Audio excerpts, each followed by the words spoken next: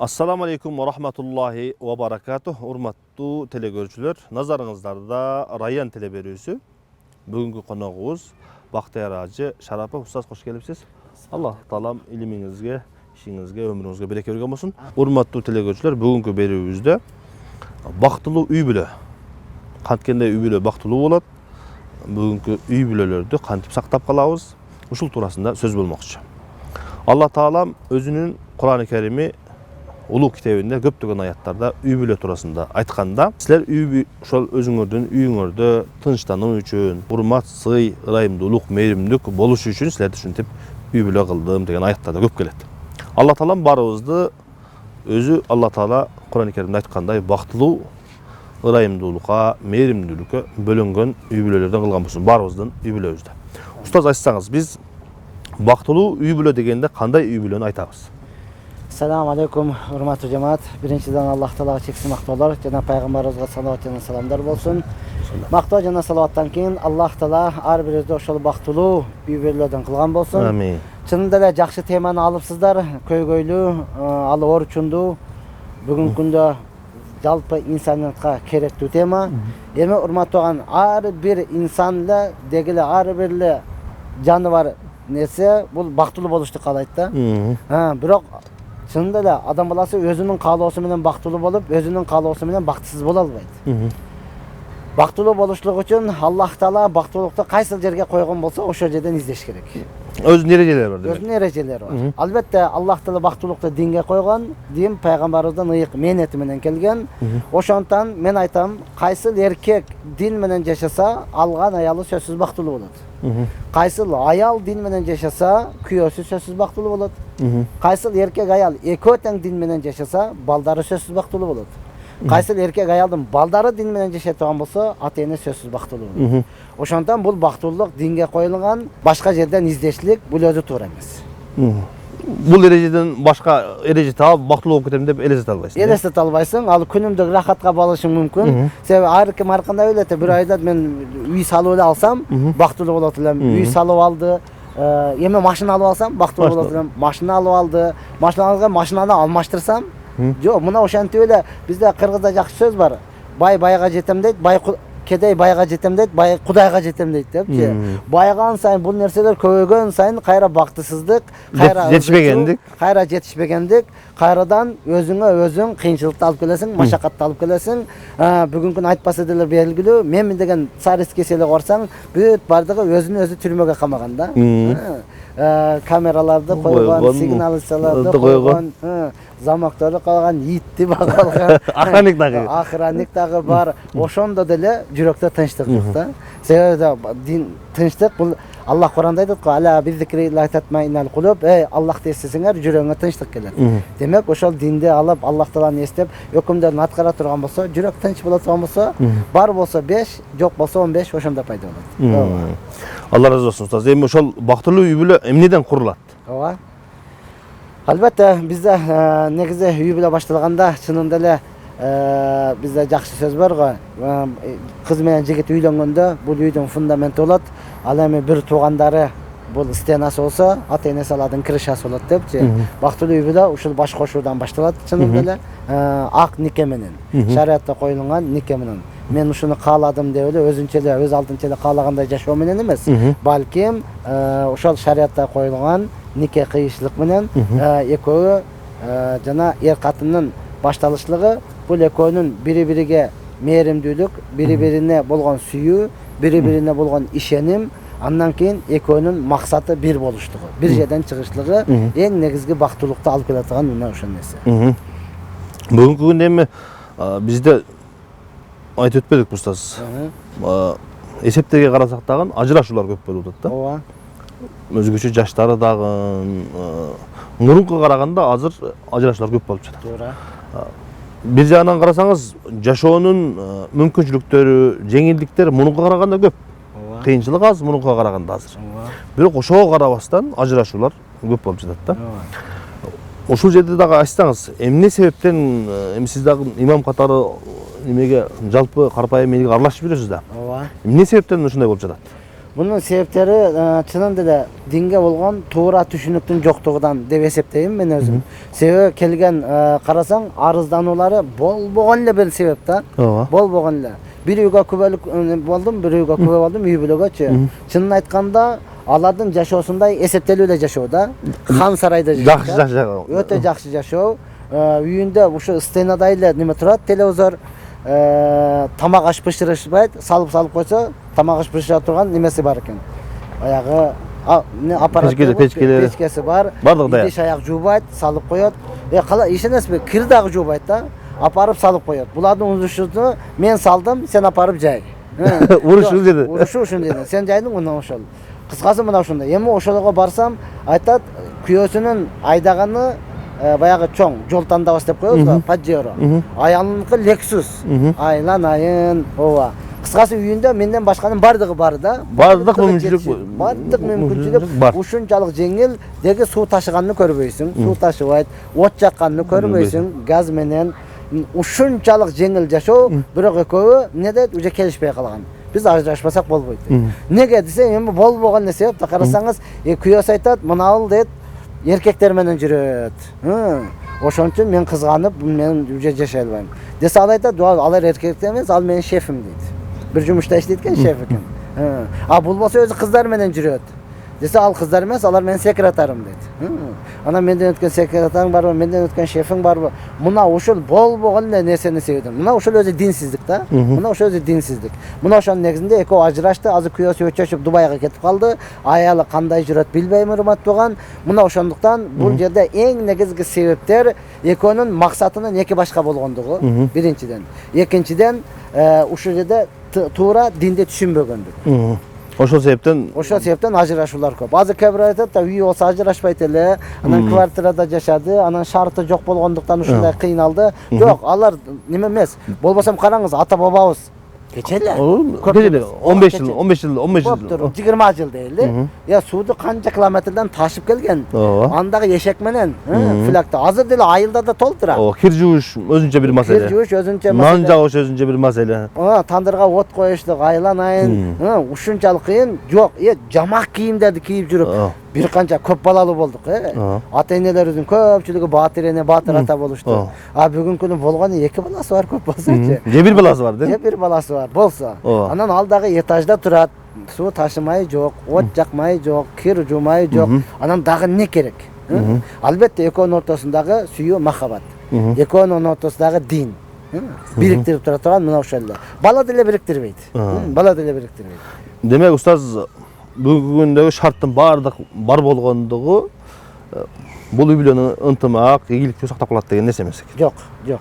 Балким ал тетирисинче мындай тетир жагына иштеп коюшу деле мүмкүн экен. Сөзсүз да. Себеби чынын айтканда эркек өзүнчө жумуш иштеп өзүнчө тапканда, аял өзүнчө иштеп өзүнчө тапканда, уже бири-бириге көз карандылыктын жоктугу деп эсептеп, мен ушинтип деле жашап кете элем окшоймун деген жеңил ойлуулук да. Жок, эч качан Аллах Таала эркекти не кылган, аялга муктаж кылган, аялды эркекке муктаж кылган. Бул экөөсүн өзүнчө, өз алдынча жашап кетиштиги мүмкүн эмес. Мына ошондон Алла гана жалгыз, калган нерсе баардыгы жуп-жуу менен. Жуп-жууну биригип туруп, эми максатты бир кылыш керек да. Динге болгон максатты, анан эркек, ой, макул, динсиз болсо деле ажырашуу көп болуп атпайбы? Башка болуп атпайбы? Макул, динде болсо деле ажырашуу көп болуп атпайбы? Неге? Себеби биз да ойлойт экенбиз да, жоолук салынып алса да, бул динде экен. Сакал коюп алса да, бул динде экен депчи. Ошонун 100% аткарып атат деп. Ооба, 100% аткарып атат. Жок, бул диндин бир эле бөлүгүн аткарып атат.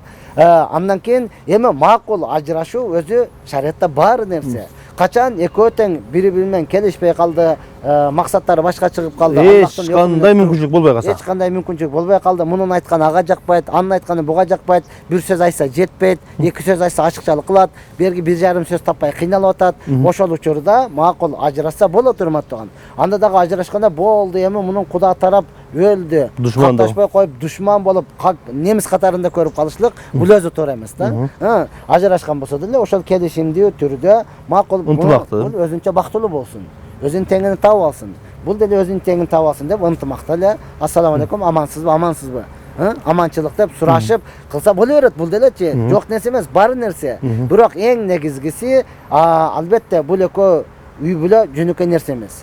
Алып кетишлик үчүн максат бир болуш керек да. Мисалы сиз максат карыздан эптеп кутулуп алайын деп иштеп атсаңыз, аялыңыз үскөлгө барып келбейби, жаз келди деді. Биякта карыздан кутула албаса каяка барасың? Кошуналар кетип атат го. Кошуналарды не кыласың? Карыздан кутулайлы биринчи. Карыздан кутулайлы десең, ал көнбөсө сиз ушинтип эле жүрө бересиң деп.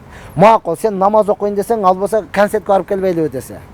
Экөөнүн максат башка болгондо дагы жашап кетишлик өтө кыйын нерсе. Ошондон пайгамбарыбыз Аллах Таала Куранда сахабаларды мактаган, алар бири-бирине дуа кылат эле.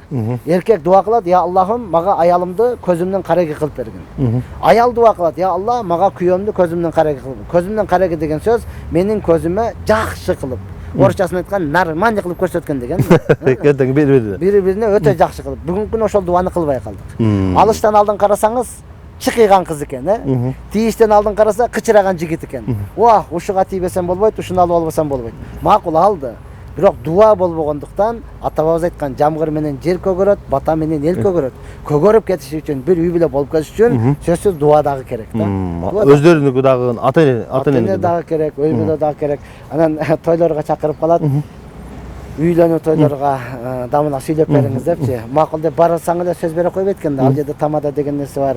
Ал тойду ачылышын ата-энесине берет. Анан балдарына, кайненесине, тууган уругунан. Анан мен шашылышмын десең, анан тездетип берет.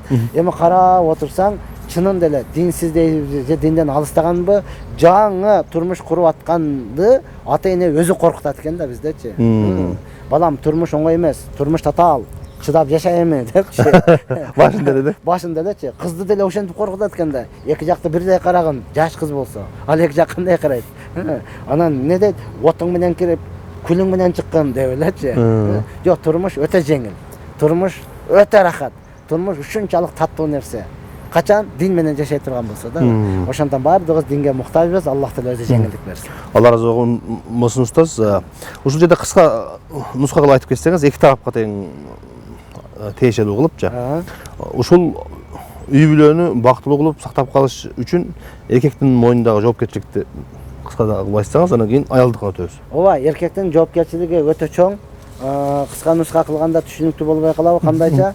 Чынына келгенде, урматтууган эркек чынында эле өзүнүн милдетини үйлөнүштөн алдын билиш керек. Үйлөнүштөн алдын билиш керек. Шариатка кирбей туруп акылга салганда, нике кыйлаткан үчүн молдеке биринчи эркектен сураш керек да. Аласыңбы, урбайсыңбы, теппейсиңби, сөкпөйсүңбү? Сага ишенсе болобу депчи. Ооба, мен эркекмин, өзүм карап алам десе, анан кыздан сураш керек да. Жакшы боло экен, тие бересиңби депчи. Ооба десе, анан нике кылыш керек да. Бирок шариат боюнча биринчи аялдан суралып атат. Нафсыңды тапшырдыңбы? Тапшырдым. Күбөлөр уктуңарбы? Уктук. Эми эркектен суралып атат. Кабыл кылдыңбы? Ооба, кабыл кылдым. Кабыл кылдым деген сөз өлдүң деген сөз да өзүчү. Ошонун дайым кийим кечегини, тамак ашыны, үй жайыны сен даярдап беришиң керек. Ошол эле учурда үй жай сенин өзүңдүн жериң, собственный өзүңдүн үйүң болушуң шарт эмес. Азыр шаарда квартирабы? Болду. Мен жаштарга айтат элем, шаарда канча квартира үйүң барбы? Шүгүрчүлүк кыл. Тоок кеп болсо делечи. Тоок кеп болсо деле. Себеби канча адам үйү жок жүрөт. Макул, квартирадасыңбы? Баш көтөрүп жаша. Ошо район боюнча канча квартира болсо, ошонун бардыгы меники. Неге барасың? Без хозяин керек дейсиң. Мага гаражы менен керек дейсиң. Болду. Себеби канча адам не кылып жүрөт?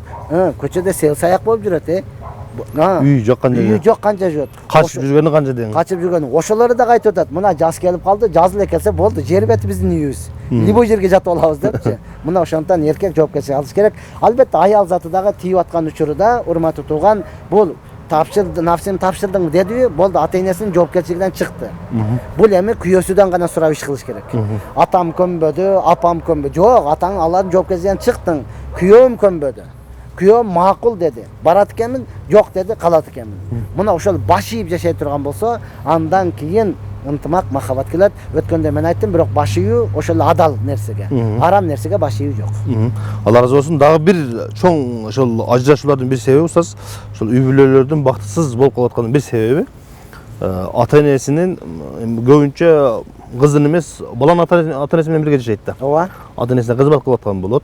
Ошол учурда түшүнбөстүк же болбосо кандай бир даражада сыйлабагандык дейбизби? Ушундай абалдар көп болгондуктан ажырашуу көп болуп атат да. Бизге дагы кайрылуулар көп болот да. устаздарга келгенде суроо узатышканда суроолорду окуп көрсөңүз ушундай да.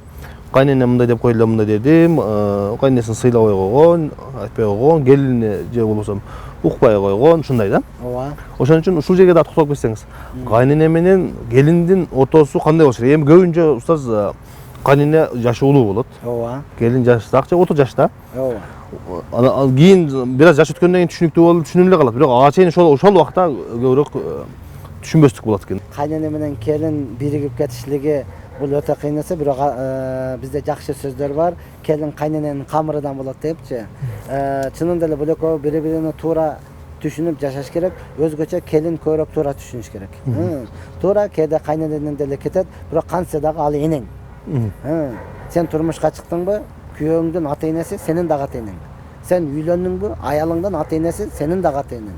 Өзүңө тартып, атам, энем деп өзүңө тартып, мени өз кызындай көрдү, өз кызыга айткандай эле мага айтты деп жашай турган болсо, жашоо жеңилирээк болот. Кыйналбайт да. Кыйналбайт да. Анан өзүңдү тапшырып кое турсаң оңой болот. Ушундай кылышым керек экен, макул. Сен мени үйрөтүп атат, чынында эле мен билбеймин десе мына ошондой.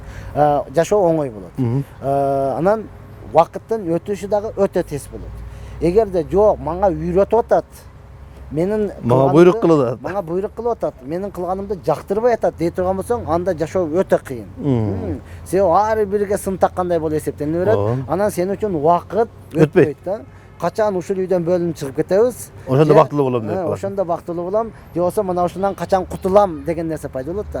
Жок, сен эртең кутулуп, азыр кутулганың менен Аллах Таала өмүр берсе, сен деле ошол жашка жетесиң. Ооба, сен де келиниң болот. Өлбөсөң сен деле келиниң болот. Анда аттың дейсиң, башыңды мыкчыйсың, Ордуна келбей калат. Себеби пайгамбар айткан: "Ад дуня навбатун." Бул дүйнө кезекме кезек.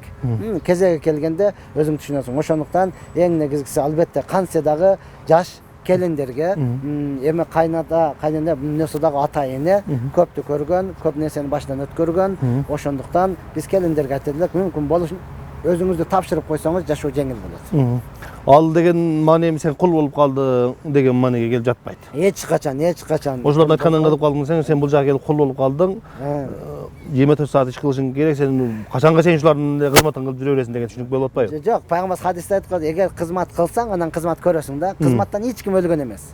Кызматтан эч кимдин даражасы дагы төмөн түшкөн эмес. Кызмат менен балким ар бир инсандын даражасы көтөрүлгөн. Ооба, бүгүнкү күнү динсиздик деп коебуз, кээ бирөөлөр батыштын идеологиясы деп коет. Кантсе дагы урматтуу туган, бул туура эмес. Анан терең ойлонбогон, баягы мурдунун учудан башканы көрө албаган инсандардыкы мына ушундай. Мен бул жерде кул бедем, мен каалагандай жашашым керек. Мындан артык дагы кандай каалагандай жашайсың? Мындан артык дагы сага кандай жашоо керек? Ошондон урматтуу туган, кыска эле ойлонбостон азыр кызмат кылгын, келечекте сен дагы ушундай кызмат көрөсүң. Мына ошондон ата-эненин дуасын ал. Ата-эне пайгамбар айткан, ата-эненин баласына кылган дуасы пайгамбардын үммөтүнө кылган дуасындай кабыл болот. Кайнатаң, кайненең сенин ата-энең. Сен алдын алда эмне кылдың, жолуңду аркадан салып жүрө аласың. Кадимки эле сенин атаң, сенин эле энең урматтуу туган. Мына ошондон аларды урматтап, сыйлап, алардын кызматын кылып, батасын ала турган болсоңуз, толук сиз бул дүйнөдө дагы, ахиретте дагы бактылуу болосуз. Келечекте дагы Алла өмүр берген болсо, келиндериңизден, кыздарыңыздан, айлана чөйрөңүздөн мына ушундай жакшы сый урмат, кызмат күтөбүз. Рахмат устаз, Алла таалам ыраазы болмосун. Баарыбыздын үй бүлөбүздү ушундай сиз айткандай бактылуу, ийгиликтүү үй бүлөлөрдөн кылган болмосун. Сиздин илимиңизге Алла таалам береке берип, өмүрүңүзгө дагы Алла таалам береке берген болсун. Урматтуу телекөрүүчүлөр, Алла таалам баарыбыздын үй бүлөбүздү устаз айткандай бактылуу, ийгиликтүү, жыгалчылыкта жашаган үй бүлөлөрдөн кылган болсун. Баардык жамандыктардан, жаман сөздөн, жаман көздөн сактаган болсун.